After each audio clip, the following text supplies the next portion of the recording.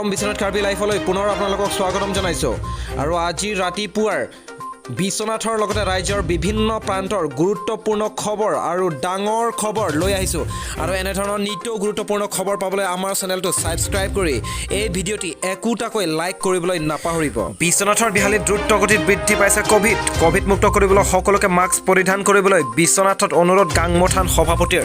গহপুৰৰ হেলেম ব্ৰহ্মজান চাহ বাগিচাৰ লগতে ডিপাৰা তেলেনী অঞ্চল কোভিড আক্ৰান্তৰ খবৰ ল'লে ৰিপুন বৰাই।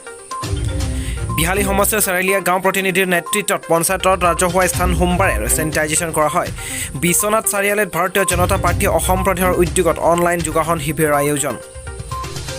হেলেম জলবায়ুত এটুবি বিশুদ্ধ খোৱা পানীৰ বাবে হাহাকাৰ কৰিবলগীয়া হৈছে গঙাই। চৰকাৰক শীঘ্ৰেই ব্যৱস্থা গ্ৰহণৰ দাবী ৰাইজৰ।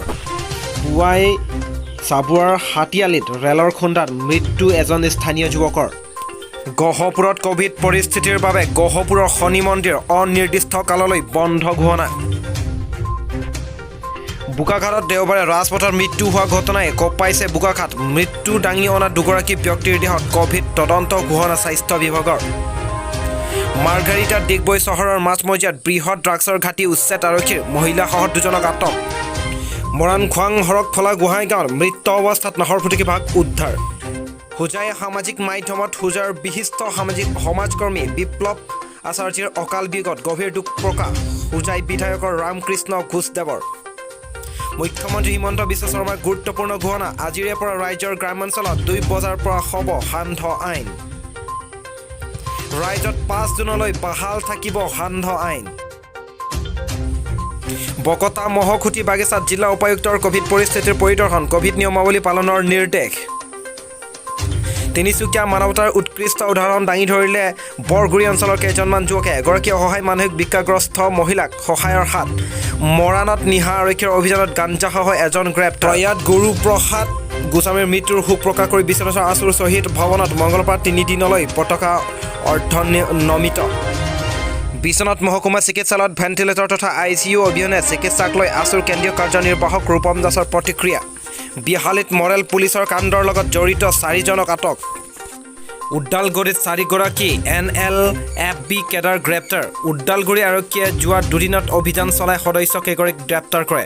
সদস্য কেইগৰাকী ক্ৰমে ৰবীন্দ্ৰ বসুমতাৰী, বৰ্ণবাস বসুমতাৰী, পাউল গয়াৰী, কুন্দন সিং, প্ৰহেন দৈমাৰী, চানেকি দৈমাৰী আৰু ৰাজেন্দ্ৰ বসুমতাৰী।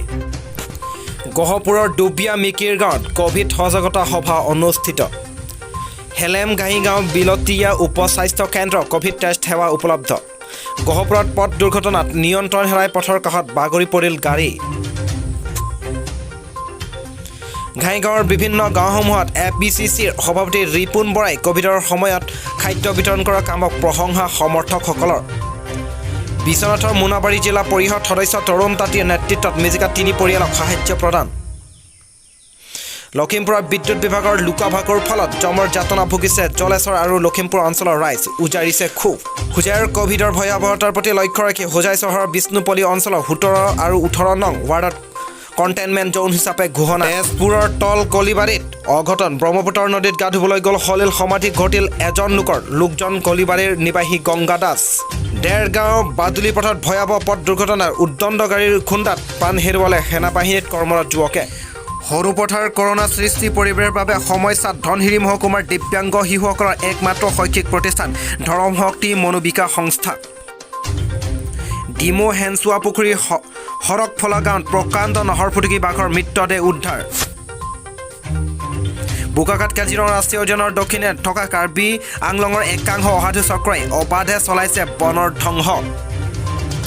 মাৰ্ঘেৰিটা পেঙেৰী 2 নং নাকং পথাৰ গাঁৱত অগ্নিকাণ্ডৰ ফলত সম্পূৰ্ণৰূপে জুই যায় এটা বাসগৃহ। হাজোৰ কলিতাকুচি বাছ আস্থানৰ জিৰণি চৰাত অচিনাক্ত মহিলাৰ মৃতদেহ উদ্ধাৰ। SOPয়ে পানীত হাঁহ নচৰা কৰিছে। ধেমাজিৰ শ্ৰমিকসকলক আৰ্থিক সাহায্য দি সকাহ দিবলৈ চৰকাৰলৈ আহ্বান ধেমাজি জিলা শ্ৰমিক সংগঠনৰ।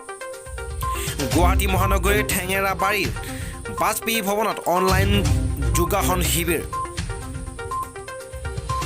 হোজাই বিদ্যুৎ বিভাগৰ আজব কাণ্ড।